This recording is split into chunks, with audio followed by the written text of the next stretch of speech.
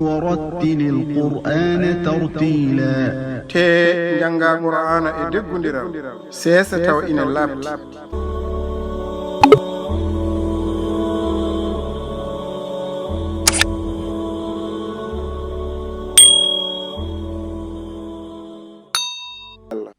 ويوم يحشر أعداء الله إلى النار فهم يوزعون nyande añɓe Allah ɓe moɓate faade to jeygol aɓe duñe حتى إذا ما جاءوها شهد عليهم سمعهم وأبصارهم وجلودهم بما كانوا يعملون haa so ɓe ngari jettima to maggol nanɗe maɓɓe e giile maɓɓe e guri maɓɓe ceetto e maɓɓe ɗum ko ɓe laatino aɓe ngolla وقالوا لجلودهم لم شهدتم علينا قالوا أنطقنا الله الذي أنطق كل شيء وهو خلقكم أول مرة وإليه ترجعون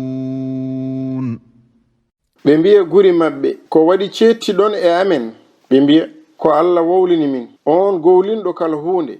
te kanko tagi on laawol gadanol te koto makko duttittoɗon وما كنتم تستترون أن يشهد عليكم سمعكم ولا أبصاركم ولا جلودكم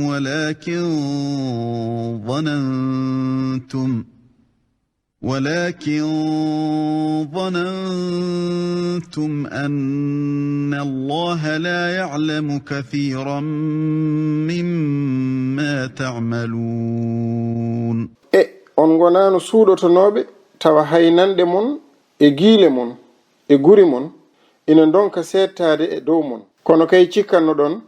ko Allah anda ko heewi he ɗum ko gollaton وذلكم ظنكم الذي ظننتم